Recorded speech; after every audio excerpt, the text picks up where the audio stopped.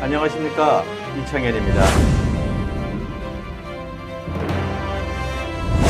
전국 비상시국회의와 대전환 포럼에서 공동 제작하는 총선 특집 국정농단 시리즈의 첫 방송을 시작하겠습니다. 여러분들 잘 모르시는 분도 계실 것 같아서요. 전국 비상시국회의는 윤석열 정부의 민주주의 파괴에 저항하면서 한국 사회의 대전환을 위대한 반전이라는 이름으로 해보고자 하는 시민사회의 중심입니다. 또 대전환 포럼은 지난해 창립된 싱크탱크인데요. 중첩된 위기 속에서 대한민국의 어떤 미래를 제대로 기획해보고자 100여 명의 정책 연구자들, 전문가들이 모여있는 명실상부한 의미 있는 단체인데요. 더 넓은 정치, 더 깊은 정책, 그래서 더 나은 나라를 추구하고 있다고 합니다. 자, 4월 10일 총선, 이제 한 달 남짓 남았는데요. 윤석열 정부에 대한 객관적인 평가를 통해서 유권자에게 좀 더 의미 있는 정보를 전달해 주고자 이 방송을 시작했습니다. 앞으로 총선이 있기 전까지 총 6회에 걸쳐서 시리즈로 방송을 매주 진행할 것이니까요. 많은 청취 부탁드리고요. 구독 눌러주시기 바랍니다. 자, 오늘은 첫 회입니다. 언론장악과 민주주의라는 제목인데요.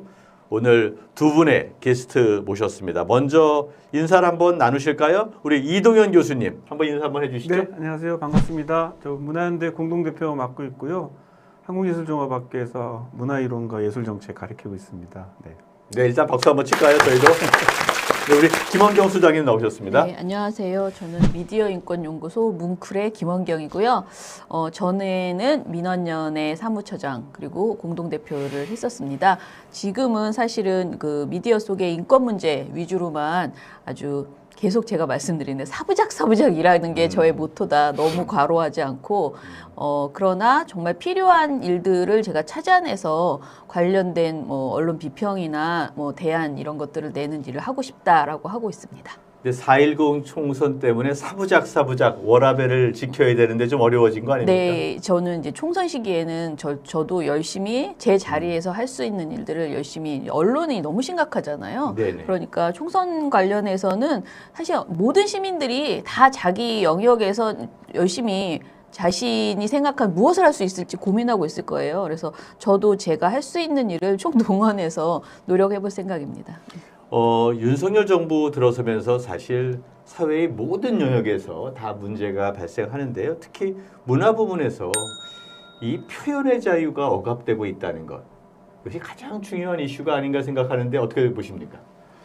네, 박근혜 정부의 몰락의 주 원인 중에 하나가 이제 문화예술계의 그 많은 작품과 창작들을 자기네 이념적 잣대로 재단해가지고 지원해서 배제하는 이른바 블랙리스트 사건이 저는 이제 박근혜 정부 몰락의 가장 중요한 단추였다고 생각하는데 그런 정도 학습 효과가 있었으면은 아마 그렇게 좀 또 다른 블랙리스트가 없지 않았을까 이렇게 나름대로 생각하지만 여전히 윤석열 정부 들어서도 예술 검열과 또 문화예술계에 대한 탄압들 이런 것들이 여전히 자행되고 있고.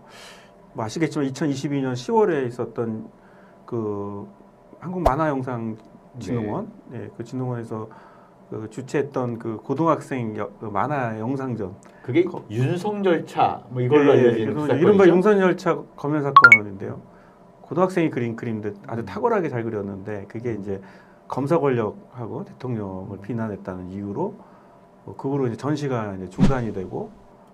그 이후로 또 그 진흥원이 국가기관인데 그렇죠. 예산도 많이 깎이고 이런 일이 벌어졌고 그 이후로 또 김건희 여사의 풍자하는 그런 예술 표현의 자유 이런 것들도 전시가 중단되고 취소되는 말하자면 권력자에 대한 예술의 표현 이런 것들이 결과적으로는 이제 그 검열의 대상이 돼버리는 여전히 그 윤석열 정부 들어서도 똑같이 여전히 그런 예술계의 표현의 자유가 억압받는 그런 게 계속되는 것 같아요. 예.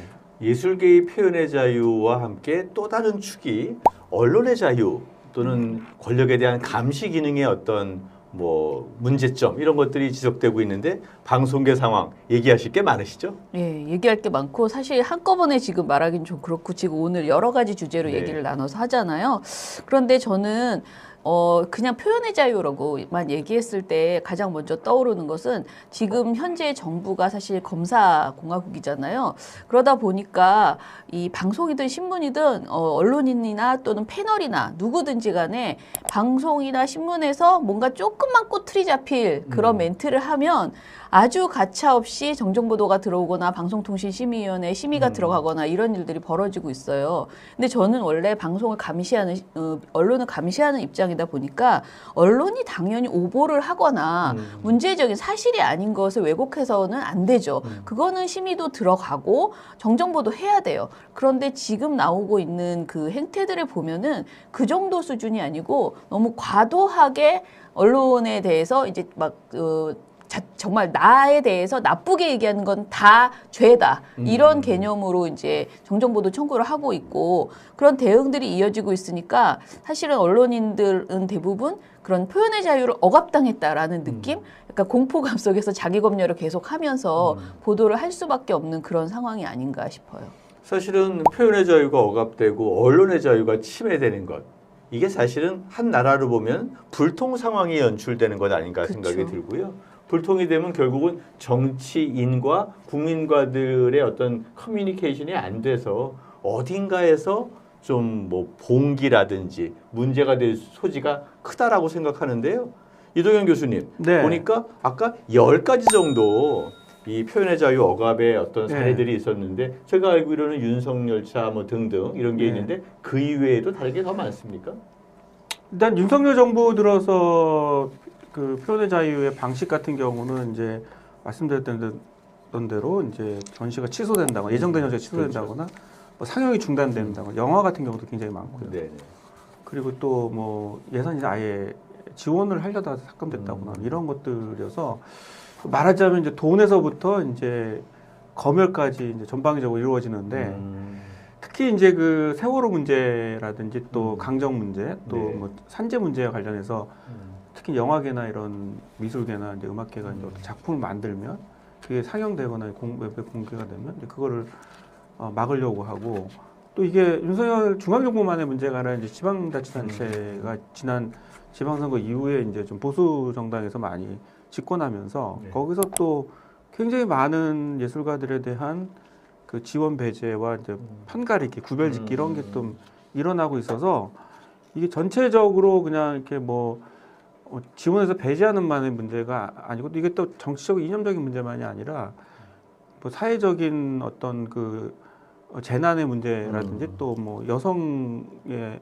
성표현에 대한 문제라든지 또 성차에 대한 문제, 성소수자에 대한 문제 이런 것까지 전반적으로 이루어지고 그 부분에 대해서 과거가 좀 더 다른 게 있다고 한다면은 예산을 아예 그냥 예, 배제해버리는 식의 그래서 아까 좀 전에 말씀드렸던 그 한국만화영상진흥원도 문체부 산하 공공기관인데 이게 윤석열차 사건이 있기 전에는 예산이 작년 예산이 116억 정도 됐었는데 올해 60억 깎였어요. 그 48%가 예산이 삭감되고 또 올해도 또 그 학생들 그 공모전이 있었어요. 근데 이제 성적은 매겨놓고 공개도 안 하고 전시도 안 하는 이런 식의 말하자면 문제가 되는 것들은 아예 사전에 그냥 차단해버리는 식의 검열이어서 굉장히 좀 치사하고 치졸한 방식으로 진행이 되죠. 그러니까 아주 샘플 케이스로 문제가 되면 예산도 끊고 반토막 내버리고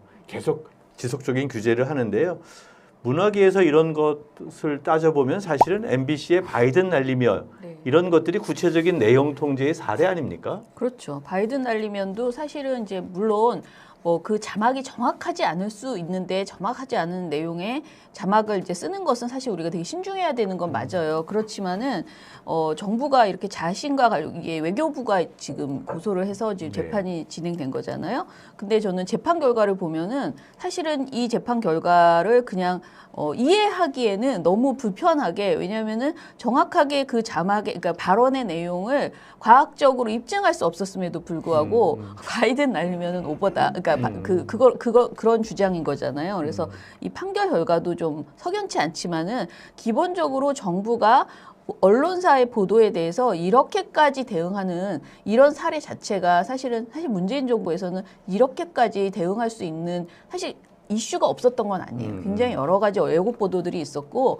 문재인 정부에서도 그 조중동이나 종편에서 내놓는 진짜 어처구니 없는 보도들이 많았지만은 이렇게 하지 않았거든요. 근데 굉장히 다르고요. 사실 저는 윤석열 차랑 굉장히 비슷하다고 생각하는 아이템이 이제 언론에서 있었는데 바로 그 최근에 그 영상이 하나 이제 짜집기 영상이라고 하는 그런 영상이 하나 있었어요. 그런데 윤석열 대통령을 풍자하는 영상이었어요. 그런데 이 영상을 보고 대통령실에서 대변인이 이 영상에 대해서 일부 매체에서 사실과 다른 허위 조작 영상을 풍자 영상으로 규정하거나 가상 표시가 있어서 괜찮다는 등으로 보도하고 있는 점에서 심각한 우려를 표한다. 이렇게 대통령실이 먼저 말을 하고요. 그리고 방송통신위원회가 긴급 통신 심의를 열어서 이것을 SNS에 확산된 이 윤석열 대통령 연설 짜집기 영상을 심의해서 접속 차단 조치를 내립니다.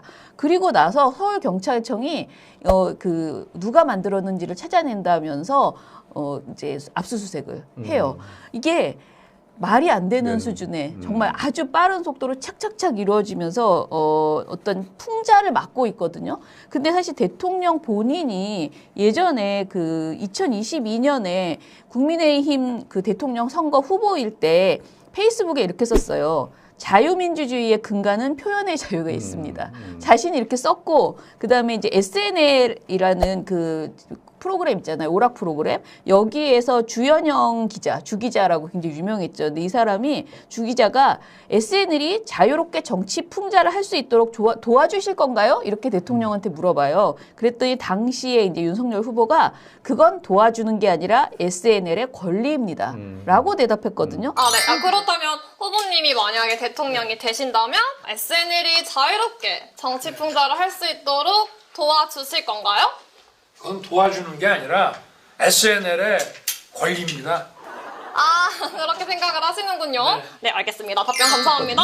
근데 이게 너무 모순되잖아요. 본인이 취임 전에는, 당선 전에는 당연히, 그리고 원래 지금도 맨날 자유라는 말을 가장 많이 쓰시잖아요. 그러면은 이런 표현의 자유를 당연히 지켜야 되는데 자신에 대해서 이렇게 뭔가 풍자 영상이 나왔다고 해서 이런 식으로 긴급 대응하고 심지어는 그렇게 압수수색까지 벌리고 있는 이런 상황은 사실은 아주 지나치게 표현의 자유를 억압하고 있는 것이다라고 봐야 될 것 같아요. 옛날 대통령의 선거 시기 발언과 오늘날의 행태가 너무 다르네요. 네네.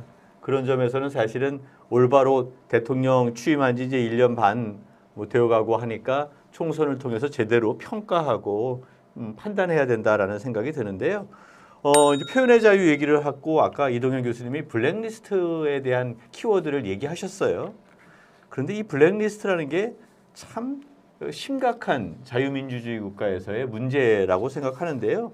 사실 이거는 이명박 박근혜의 시대의 키워드였는데 이런 거 반면교사로 삼아서 보수 집단에서는 좀 나아져야 되는 거 아닙니까? 뭐 아시겠지만 블랙리스트 사태의 전신은 이제 MB 정부의 그 문화 권력 균형화 전략이라는 7쪽짜리 페이퍼.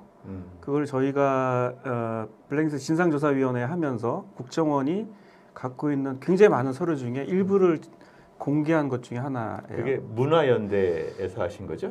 그 문화연대 중심으로 또 문화예술계가 이제 그 한꺼번에 문재인 정부 때 그 블랙리스트 진상조사위원회를 이제 당시 도종환 장관이 지시해서 네네. 진상조사위원회를 만들었고 그 진상조사위원회에서 국정원이 갖고 있는 수백 건의 그 블랙리스트 관련된 가담 문건 중에 극히 일부 중에 하나가 말로만 들었던 그 문화 권력 균형화 전략 그 문건이 이제 정부 마크가 찍혀 있는 그 문건을 입수해서 봤는데 거기 여든 두 명의 블랙리스트 명단이 음. 들어가 있고요. 거기에는 이제 아시겠죠, 윤도현 포함해서 네네. 뭐 굉장히 많은 연예인들이 거기 들어가 있고, 그 여기에 작성 문건의 작성자가 누구냐면 청와대 당시 기획관리 비서관이었어요. 이게 2008년 8월 27일 날 작성된 문건으로 명기가 되어 있고, 근데 윤천 장관이 언제 취임했냐면 2008년 2월 29일 날 취임을 했거든요. 그러니까 본인이 재임 기간에 이게 작성된 거인데 자기는 이제 몰랐다고 하는데 모를 리가 없고, 거기에는 또 이제 최상위 기관에 보고하게 돼 있다라고 되어 있기 때문에 그 최상위 기관이 아무래도 문체부 장관 아니겠습니까? 그 권력의 그 문건의 내용을 보면은 그 지금 현재 그 문학에는 좌파가 장악하고 있고 좌파들이 모든 거를 다 이 기관들 장악하고 있어가지고 노무현 정부 때 그래서 심지어는 한국문화예술위원회는 좌파의 자금줄이다. 예, 그리고 한예종은 좌파의 이론 생산 기지다. 혹시 한혜정 교수님 아니십니까? 예, 그때 저도 좀 고생했었는데. 네네. 그리고 뭐 한국문화예술교육진흥원은 대중선전선동기관이다. 이런 식의 그 입장을 표명하면서 이들의 밥줄과 이들의 그 기관의 수장들을 자르지 않고서는 문화가 균형화될 수 없다 이렇게 얘기를 하면서 그 구체적으로 어떻게 해야 되냐라는 지시 문건이 들어가 있어요. 그래서 이거를 당시에 2008년 8년 8월 27일에 작성되고 2008년 12월에 대통령 보고하게 돼 있고 그 이후에 이걸 대응하기 위해서 우파 영화를 만들어야 된다. 라는 구체적인 지시사항들의 명시가 대안이 좀 작성되어 네. 있는 문건이에요. 그러니까 그게 시작이 됐고 그걸로 인해서 이제 결국은 이제 박근혜 정부의 이제 블랙리스트 사건이 이어지게 됐고 박근혜 정부 블랙리스트는 사실은 제가 알기로는 그 당시 김기춘 비서실장이 이제 세월호 사건 이후에 이제 급속도로 이제 그 박근혜 전 대통령이 이제 굉장히 그 위기감을 느끼면서 이제 그 구원투소로 온 게 김기춘 비서실장이었죠. 그렇죠. 왜 그러냐면 네. 김기춘 비서실장은 자기가 그 아버지가 대통령 시절에 늘 항상 친하게 지냈던 저 가족과 같은 분이었기 때문에 근데 김기춘 실장이 오고 나서 청와대에서 당시 청와대에서 변호인이라는 영화를 봤대요. 영화를 봤는데 빨갱이 영화다. 그리고 이게 노무현 부활 영화다 하는데 자막 맨 끝에 제작 지원 문화체육관광부 써 있는 거예요. 그래서 너무 화가 나가지고 문화부가 지원한 모든 사업들 다 갖고 와라. 라고 해서 그때 블랙리스트가 시작이 된 겁니다. 그리고 나서 청와대부터 교문수석실, 문체부, 산하기관, 국정원까지 이 수미일관한 블랙리스트 지시사항이 내려왔고 결과적으로 선정된 작품도 최종적으로 국정원이 스크리닝하고 해서 다 빼버리고 그래서 너무 많이 빠지니까 아예 없애버리고. 지금 카테고리를 아예 없애버리고 이런 일이 벌어져서 뭐 사실은 MB 정부 때 블랙리스트와 박근혜 블랙리스트는 다르다고 하지만 연관되어 있고 지금 유인천 장관이 임명된 거는 어떤 점에서는 블랙리스트의 기환이라고 볼 수 있겠죠. 블랙리스트의 첫 시작이라 할 수 있는 문화권력 균형화 전략 문건 작성의 당시 주무장관이 유인천 장관이었기 때문에 그런 점에서 블랙리스트의 기환이다. 이렇게 볼 수 있는 거죠. 그러니까 블랙리스트 DNA가 다시 윤석열 정부 시대에 왔는데요.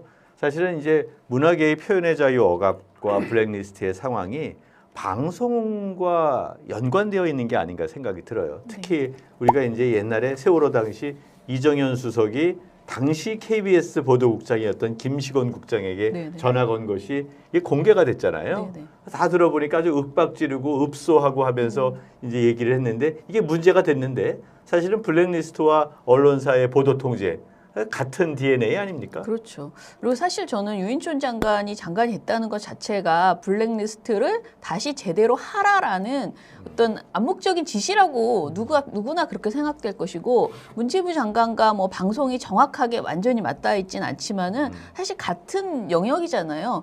그렇게 봤을 때 사실 최근에 이제 KBS가 박민 사장이 취임한 이후에 정말 급속도로 모든 진행자와 그 출연자들이 바뀌었잖아요. 그러면서 그 과정에서 일종의 방송계의 또 다른 블랙리스트가 아니냐라는 말이 나오는 그런 문건들이 있었어요.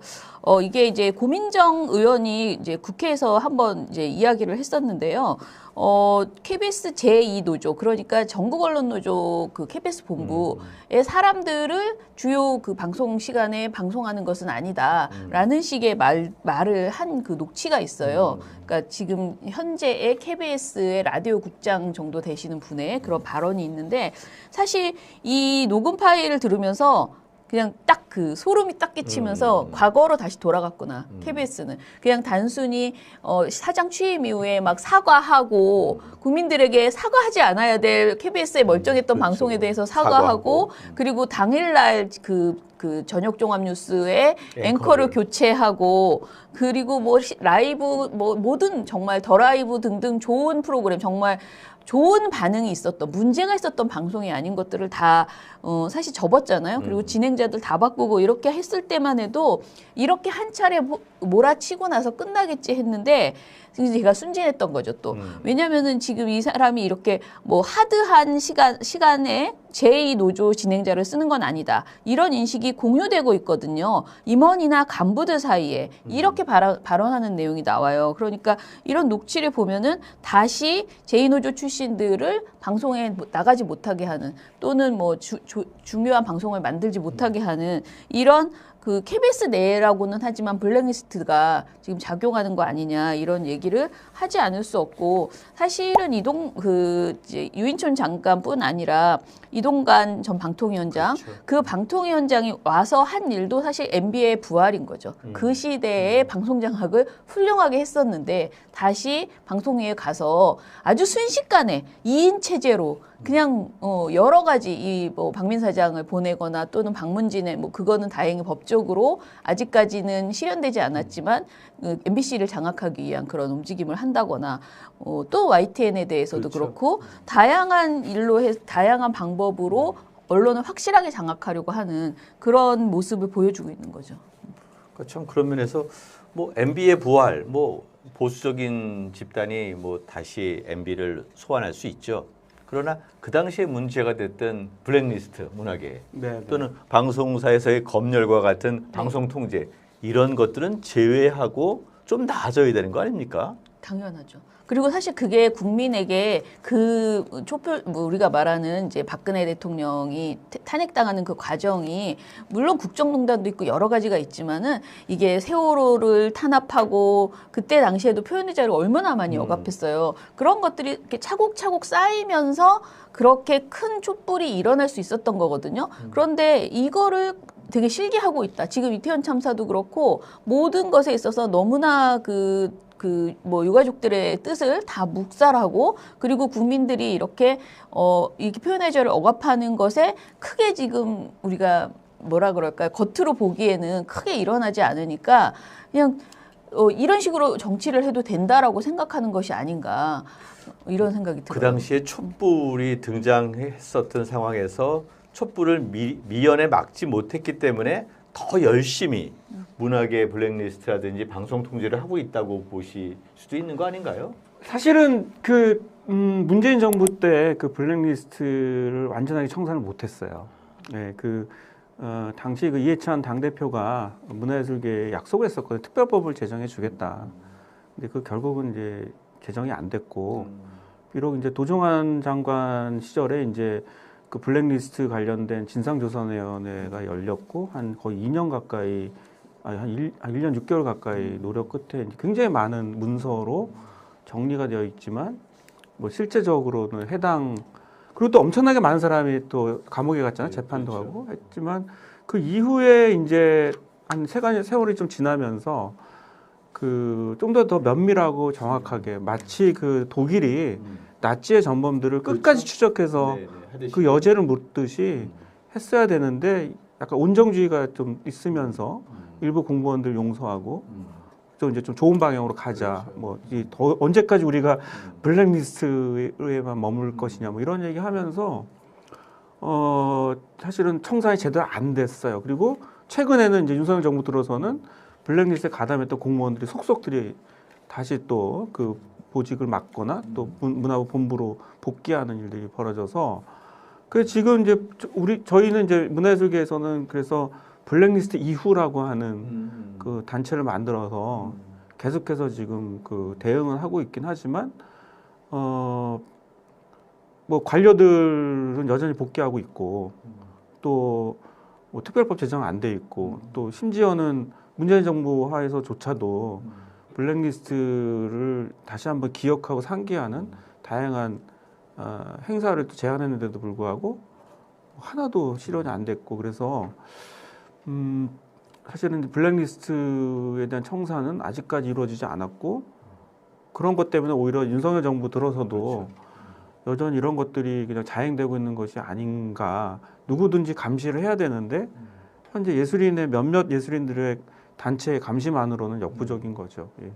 사실은 이러한 그 문화 검열, 표현의 자유의 억압 또는 언론 자유의 통제 이러한 것들은 민주주의의 가장 중요한 요소이기 때문에 이것을 침해하는 것들은 역사적 평가와 함께 사법적인 아주 제대로 된 평가를 해야 되는데 이것이 제대로 안 되게 되면 아니 누가 다시 블랙리스트가 부활할 줄 알고 그 당시에 주무장관이 다시 똑같은 주무장관으로 올 줄 알았습니까?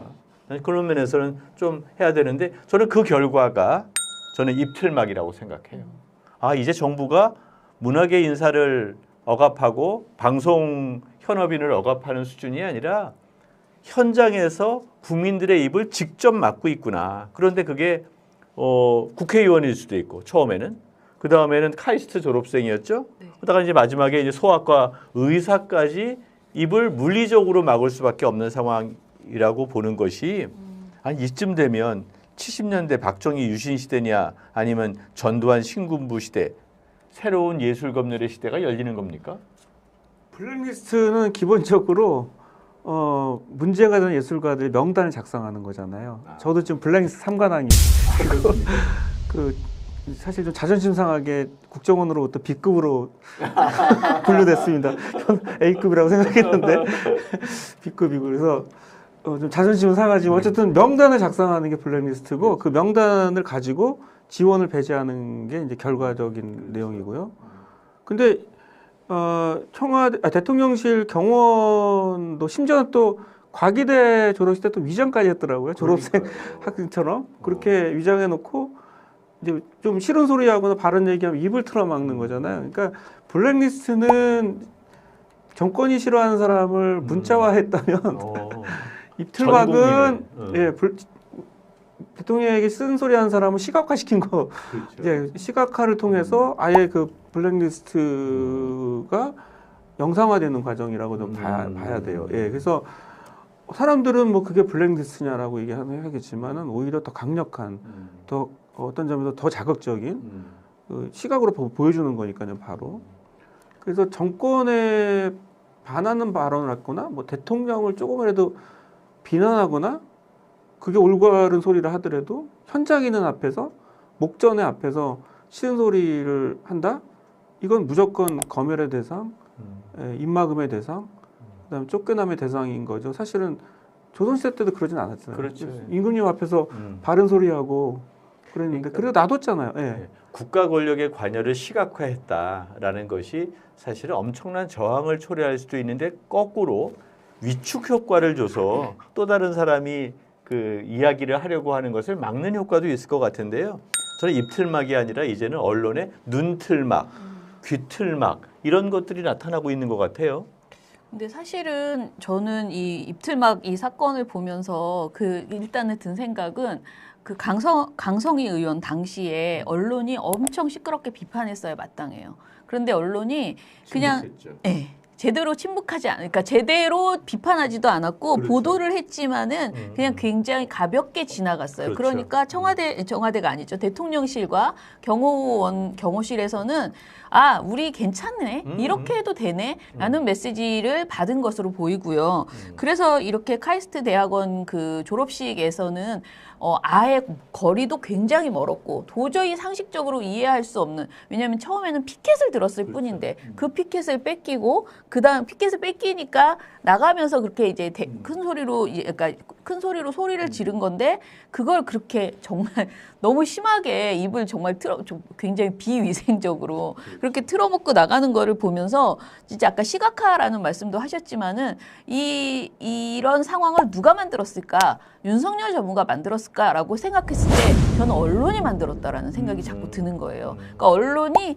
이러한 그 아주 몰상식하고 무례하고 국민에게 모렴치하게 하는 행동을 봐준 거죠. 비판하지 않고 여론을 형성하지 못한 거죠, 언론이. 그러다 보니까 두 번째 일이 발생했고 또 그 다음에 또 그런 소아과 의사 이런 일이 일어나고 앞으로 점점 더 많아질 거라는 생각이 들면서 언론에 대한 실망도 점점 이제 더 깊어져요. 그런데 실망을 하면서도 또 한편으로는 언론도 지금 너무나 많이 장악하고 있는 상태이기 때문에 올바른 소리를 할 수 있는 언론 자체가 너무 별로 없어지는 그런 상황인 것이 안타까운 거죠. 네. 그 과정을 좀 문화적으로 좀 보자면은 네. 만약에 이제 그런 입틀막 사건이 생겼으면 이게 이제 만약에 뭐 프랑스나 이제 표현의 자유가 굉장히 그렇죠. 강한, 예, 예. 그래서 아마 풍자 그럼요. 뭐 웹툰이나 만화나 나의 입을 일러스트레이션이 틀어막아라. 한 수천 개, 수만 개가 그렇죠. 작가들이 엄청나게 네. 많이 달라붙어서 그 비슷한 패러디들이 형성이 될 거라고 생각이 들고 윤석열차 같은 경우에 그런 건물이 생겼으면 아마 이제 뭐 엄청나게 많은 열차들이 또 이렇게 풍자의 대상이 됐을 건데 예술가들이 그렇지 못하다는 것들이 갖고 있는 현실이죠. 그 현실을 들여다보면 여전히 그 우리가 검찰 권력이 갖고 있는 공포감, 나도 당할 수 있다, 나도 털릴 수 있다라고 하는 그런 공포감이 자기 검열화하는 부분이 강한 것 같아요. 또 예술가들은 사실은 속으로는 울분이 그럼요. 끌어오르지만 괜히 내가 이걸 표현했다가 지원에서 배제되는 건 아닐까라고 하는 그런 자기 검열 같은 경우들이 여러 가지 많은 사태를 통해서 학습 효과가 된 것 같아요. 이게 굉장히 윤석열 정부의 공포스러운 지점이고 또 윤석열 정부가 그들 딴에는 이거를 밀어붙이는 하나의 어떤 권력 효과라고 생각이 들거든요. 여기로부터 자유로워지는 게 중요하고 만약에 그 입틀막 관련된 사건이 풍자의 대상이 돼서 표현으로 한 개, 두 개가 아니라 100개 정도 이어졌으면 사실 처벌 못하고 그렇죠. 검열 못합니다. 이거는 그대로 갈 수밖에 없는 그렇죠. 상황이어서 지금 우리 시대가 중요한 거는 그런 식의 검열의 사건들, 그다음에 민간인들 또 시민들의 그 모든 입과 귀와 눈을 막는 그런 행위들에 대한 전방위적인 표현의 자유의 그 일종의 전쟁, 네. 표현의 자유의 그 참여, 행동 이런 것들이 좀 주어져야 되는 것이 아닌가라는 좀 아쉬움이 좀 있는 거죠, 한편으로는. 예. 저는 시각화 얘기를 하셨는데 정말 이제는 우리가 전 국민이 이러한 내용들을 비디오로 보잖아요. 동영상으로. 그리고 또 반복적으로 보는데 저는 그 입틀막을 당하는 국회의원과 카이스트 졸업생 그 배경에 있는 사람들의 표정이 정말 공포스럽더라고요. 아무도 반응하지 않고요. 뒤돌아보지도 않고요.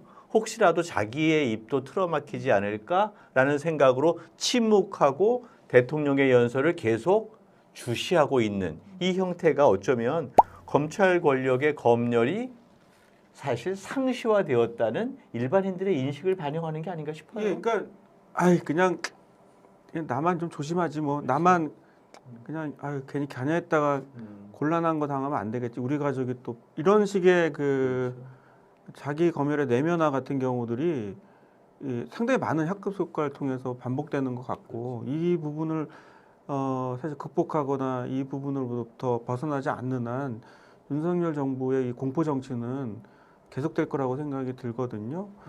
뭐 과거 같으면 벌써 촛불하고도 남을 그렇죠. 상황이잖아요. 네, 예. 예. 그들이 했었던 뭐 이루 말할 수 없는 일일이 거론하지 않아도 알 수 있는 것들이라 정도면은 광장으로 나오고 또 현장으로 나왔어야 되는데 그러지 못하는 현재 상황이라고 하는 것들에 좀 심리적인 분석을 해보면 분명히 그런 부분이 있습니다. 그래서 이런 부분을 빨리 극복하는 게 이게 좀 굉장히 중요한 문화계에서도 굉장히 중요한 문화 행동 중에 하나라고 보여져요. 그래서 이제 문화연대도 그런 차원에서 지금 계속 대응을 하고 있고 근데 과거만큼 이렇게 막 결집되는 게 사실 좀 어렵습니다. 쉽지가 않아요. 예. 자, 이제 입틀막의 상황을 좀 이제 언론 쪽으로 한번 좀 해보면은요. 네. 사실 입틀막은 일반 국민들의 이제 입을 국회의원도 있고 카이스트 졸업생도 있습니다만 틀어막는 이제 물리적인 시각적 현상이고 아마 저는 이게 되게 상징적인 현상으로 보여지는데요. 입틀막 이전에 이미 기자들의 접촉을 안 해서 기자들의 입을 막았던 게 아닌가 싶은데요. 기자회견 없죠. 그러니까 도어 스토핑 하다가 말았죠. 대통령에게 질문하지 않는 것들을 일상화하고 있죠. 그 다음에 KBS에서 대담 프로그램 완전히 거의 쇼라는 네네. 비판을 받고 있지 않습니까? 저는 그런 면에서 입틀막의 상황이 언론에서 오히려 더 고착화되고 있는 게 아닌가 싶은데요. 맞아요. 그러니까 일단은 대통령이 사실은 뭐 취임 전에 당연히 도어 스태핑 하겠다. 나는 진짜 앞으로 굉장히 그 프렌들리 프레스 뭐 이렇게 얘기했잖아요.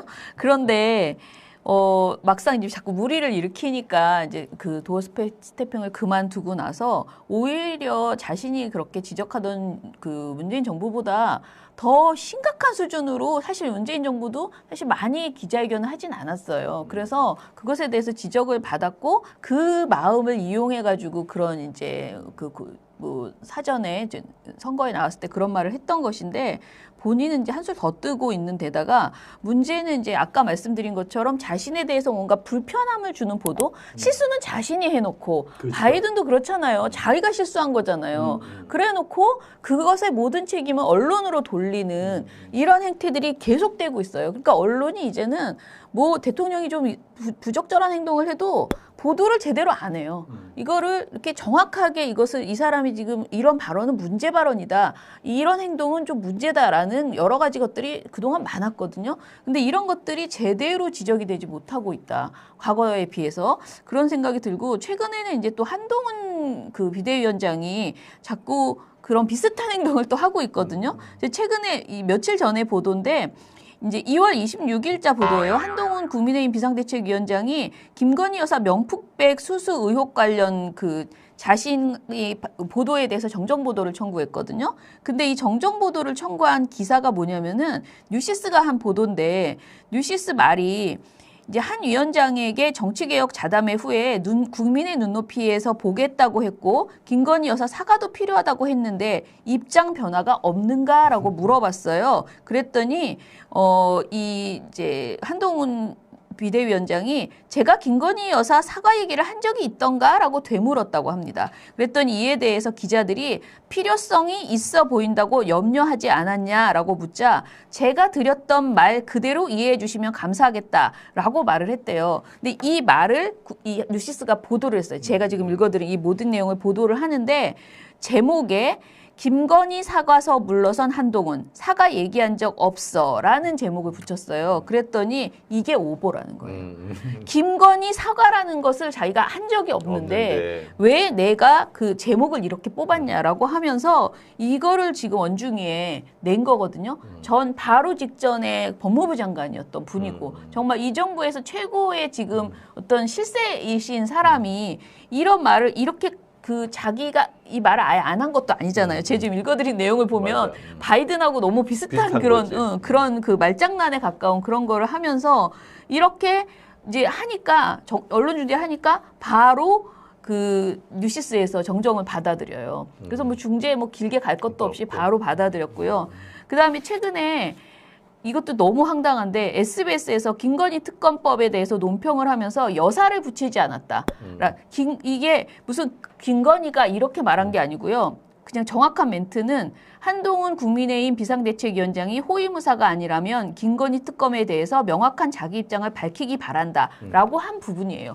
그러면 김건희 특검이라고 말하면 안 된다는 거지. 그래서 요즘 막 사람들이 그런 말 하죠. 김건희님 특검, 김건희 여사 특검 이렇게 하자라고. 근데 이 방송, 이 여사라고 씨를 붙이지 않았다는 이유로 이 방송이 지금 선거방송심의위원회에서 징계를 받았어요. 물론 행정지도인 권고이긴 하지만 권고라고 해서 가벼운 거 아니거든요. 그러니까 이게 굉장히 지금 어떻게 보면은 지금 독재에 가까운 상황으로 가고 있다라는 사인들을 지금 보여주고 있어요. 네. 무슨 뭐 옛날 군주주의 국가에서도 이렇게 통제하지 않았는데 아니 그러면 김건희 여사 특검이라고 얘기해야 된다는 게 너무 말이 안 되는 건데요.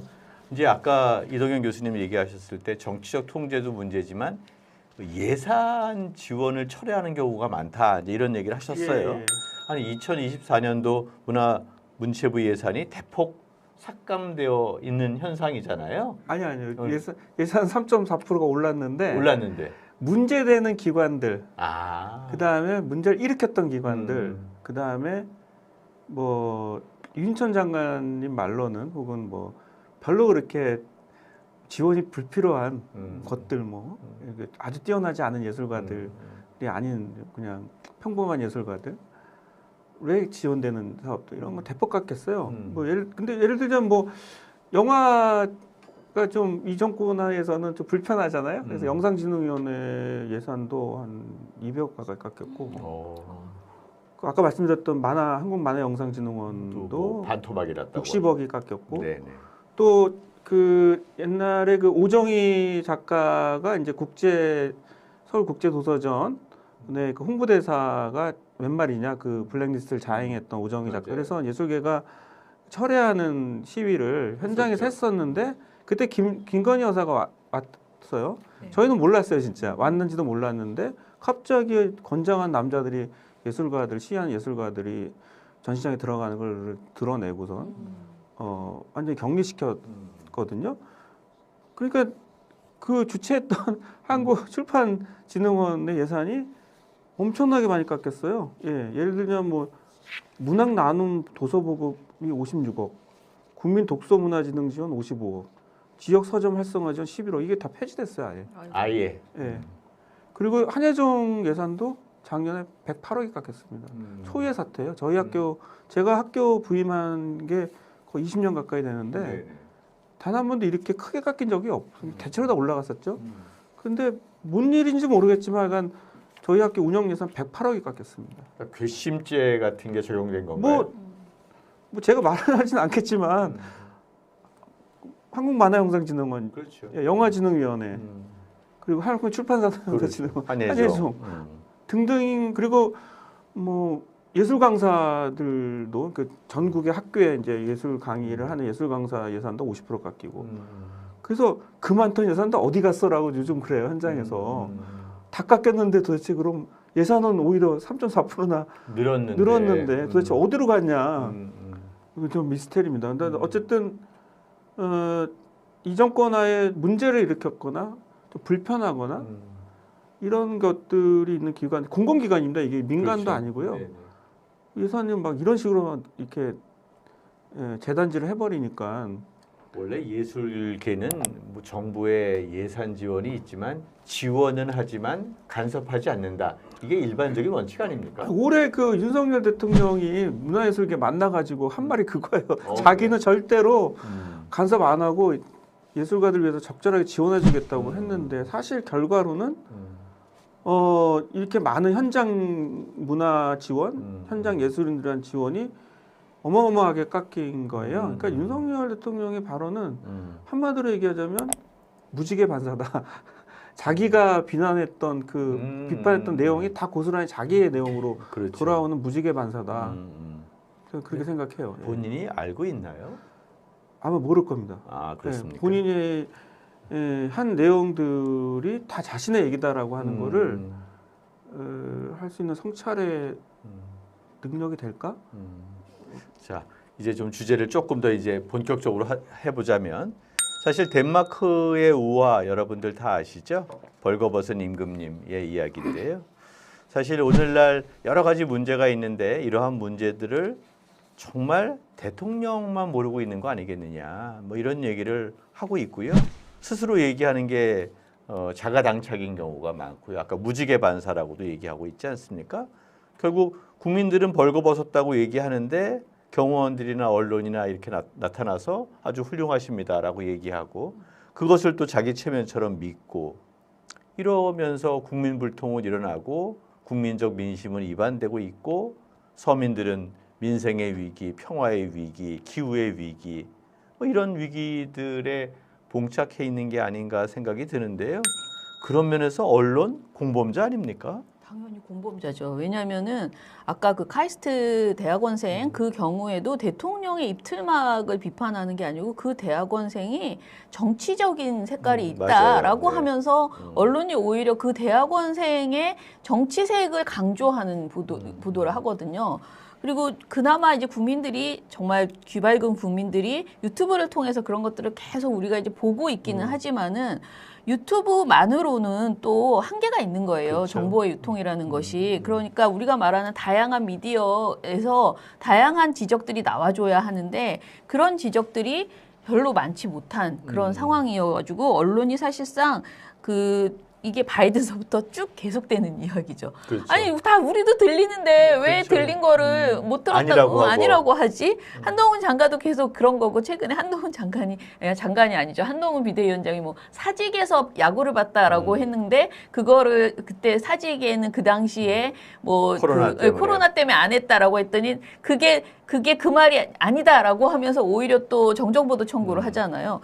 그러니까 이게 굉장히 말도 안 되는 상식적으로 봤을 때 이미 다 들렸고 다 이거는 거짓말 같아라고 분명히 느낄 수 있는데 그것에 대해서 국민은 다 느끼는데 언론이 지적을 안 하는 이런 상황이 계속 반복되고 있는 거죠. 그래서 정말 답답하고 오늘 이제 블랙리스트 얘기들을 계속 하는데 지금 더 나쁜 거는 이런 거예요. 그러니까 정말 필요한 방송을 못하게 막고 있는 거. 그러니까 언론이 스스로 지적도 안 하고 있지만은 예컨대 지금 최근에 가장 화제가 되고 있는 것이 이제 KBS에서 세월호 다큐를 그렇죠. 방송 못하게 하잖아요. 이미 전 본부장들이 다 이미 결정해서 편성이 다 결정되었던 것이고 심지어 이 세월호 다큐를 못하게 하는 이유가 선거에 영향을 미친다고 하는데 방송이 4월 18일로 되어 있어요. 어떻게 영향을 미치냐고 선거 다 끝났는데 이게 말도 안 되는 말장난인데 이걸 결국은 방송 못하게 결정이 났어요. 그리고 지금 편성위원회에도 KBS가 불참을 하고 완전히 불통. 그렇죠. 이 불통의 행동이 대통령과 너무나 비슷한 그런 상황들이 계속 되고 있어서 사실은 이제 언론이 공범이면서 또 일부 언론인들은 이 상황에서 그 블랙리스트에 있는 그 예술인들처럼 큰 피해를 받고 그래서 지금 KBS에 양심 있는 분들이 또 지금 막 퇴사를 한다거나 맞아요. 뭐 이런 일들이 계속 벌어지고 있잖아요. 그래서 굉장히 같은 역사가 좀 반복되고 있는 그런 상황이죠. 그래서 어떻게 보면 시민들이 더 정말 뭐라 그럴까 좋은 정보를 듣기 위해서 애써서 나서야 되는 그런 상황이라고 볼 수 있어요. 아까 덴마크의 우화 얘기를 했습니다만 벌거벗은 임금님 주변에 있는 사람은 아무도 얘기하지 않았는데 어린아이가 그것을 보고 벌거벗은 임금님 얘기를 했고요. 어쩌면 그런 것은 문화예술계의 아티스트 이런 사람들이 훨씬 더 진솔하게 표현하고 그러면서 이것이 벌거벗었다는 것을 인식하도록 그런 과정을 거치게 되는 거 아닙니까? 네, 그래서 이제 언젠가는 아마 좀 대대적인 예술 행동으로 번지지 않을까 생각이 들어요. 현재 뭐 문체부의 문화예술 정책 기조도 사실 좀 엘리트 중심으로 가고 있고 또 심지어는 이제 지역에 있는 예술인들의 복지나 이제 권리 문제와 관련해서 상당히 좀 부정적인 시각이 좀 팽배해 있는 상황이고 아마 이대로 가지는 않을 거라고 생각이 듭니다. 그리고 뭐 시각화시키는 입틀막이 계속된다고 한다면 언론도 사실 문화보다 더 심각하다고 그렇죠. 생각이 드는데 언론인들의 저항 못지않게 예술인들도 그 예술 행동을 통해서 아마 나올 겁니다. 사실 아시겠지만은 박근혜 정부 때 예술인들이 광화문에서 많이 텐트 치고 노숙농성을 그렇죠. 143일간 했었어요. 네네네. 그게 일종의 만약에 말하자면 전위주의적인 어떤 그런 행동을 한 거거든요.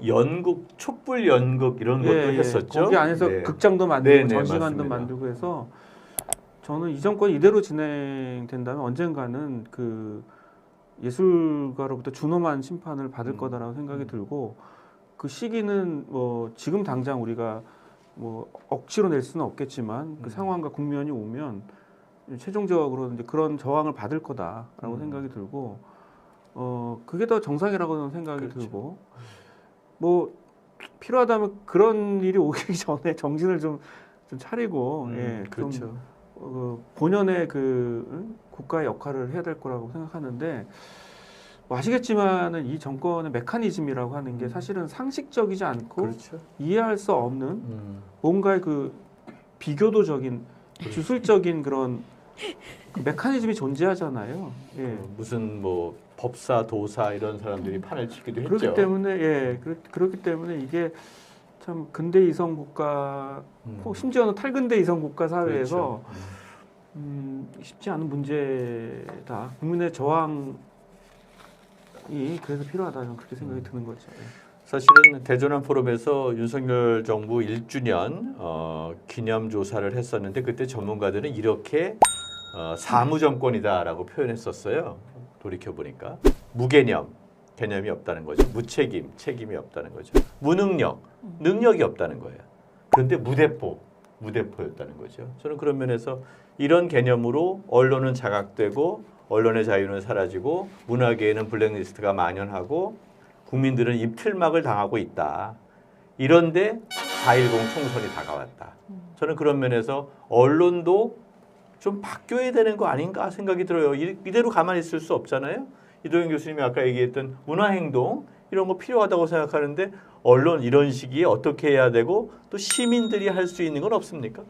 사실 이제 시민이 할 수 있는 거 많죠. 그런데 저는 언론 문제는 언론인 스스로 일단 나서야지 된다라는 게 저의 그동안에 이제 시민운동을 하면서 느껴온 거예요. 이게 안에서의 동력이 없을 때 바깥에서 하는 것은 한계가 있더라고요. 그래서 우리가 이제 성공을 했을 때에는 대부분 그 안에 노동자들이 진짜 우리의 어떤 언론인으로서의 자존심, 공정방송을 하고 싶다라는 것에 대한 아주 간절한 염원으로 행동이 시작됐을 때 시민들이 그들을 지원하면서 이제 정상화시키고자 하는 그런 노력들이 대부분 되고 있거든요. 그래서 그게 이제 이루어져야 되는데 사실 아직은 우리가 보면은 KBS에 대한 실망이 너무나 최근에 KBS에 대한 실망도 너무 크고 그래서 시민들이 누구를 응원해야 될지에 대한 그런 그 뭐 느낌조차 지금 정확하게 갖지 없죠. 못하고 있는 것 아닌가라는 생각이 들고요. 그렇지만은 이제 막연하게 그냥 언론에 대해서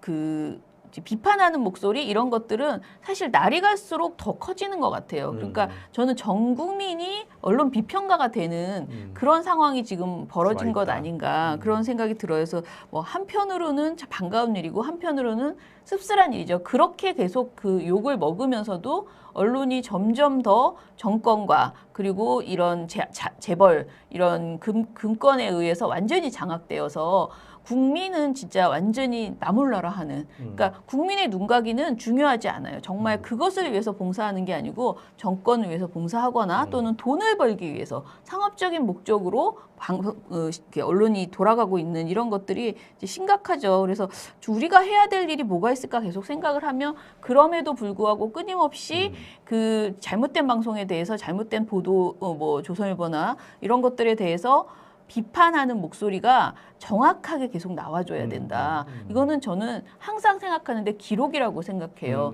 그들이 어떤 일을 하고 있는지 감시하고 있고 우리들이 그런 것을 뭐 한 곳에서 그걸 다 할 수 있는 예를 들어 저희 민원연이 굉장히 열심히 했지만은 뭐 그거를 천년만년 민원연만 하라는 법은 없잖아요. 그러면은 정말 모든 시민들이 내가 본 방송, 내가 본 신문의 어떤 문제점들을 같이 공유하면서 이렇게 뭐라 그럴까 퍼나르면서 그렇게 이제는 뭐 운동도 광장에 모이는 것만이 아니고 온라인으로 얼마든지 할 수 있는 거니까 이런 것들을 해나가야겠다라는 생각과 두 번째는 전 정말 제가 미디어 인권연구소 뭉클이라고 했잖아요. 근데 그 이유가 좋은 보도를 많이 소비하자. 제발 좋은 언론인들, 좋은 보도 정말 많지 않아도 사실 생각해 찾아보면 많이 있습니다. 그런 언론, 그런 보도를 하는 분들을 칭찬하고 그런 보도 우리가 많이 소비해 주어야 한다.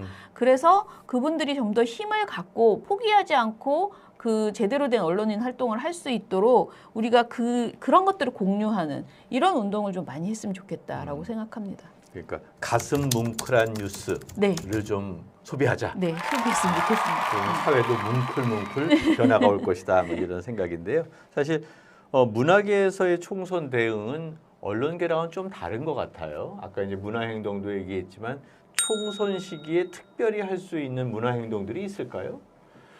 그 지금 이제 사실은 문화 쪽은 뭐 아시겠지만 뭐 복지라든지 경제, 교육, 의료, 보건에 비해서는 사실 후순위고 공약으로 보면은 사실 그렇게 이제 그 비중이 없는 없죠. 상황이죠. 그래서 총선 같은 경우에는 이제 문화계가 보통 하는 거는 이제 그 중요한 이제 문화 관련된 아젠다들을 이제 정리해서 각 당하고 이제 협약식을 맺는 방식으로 갑니다. 근데 그렇게 단순하게 그냥 그 제도적 절차를 거치는 것보다는 저희가 문화예술계가 그래서 총선 국면이라고 해서 저희가 총선 국면에 그동안 흩어졌던 예술계들 다시 모이자 그래서 지난 2월 6일 날 그 오픈 마이크라고 하는 그런 제목으로 이제 줌을 통해 가지고 전국의 문화예술계들이 이제 각자 자체 처해 있는 현재 지금 상황들, 특히 지역 같은 경우 되게 심각하거든요. 지방자치단체 그 단체장이 그렇죠. 개념 없는 단체장이 막 잘라버리고 숫자 없애버리고 막 재단 막 통폐합해버리고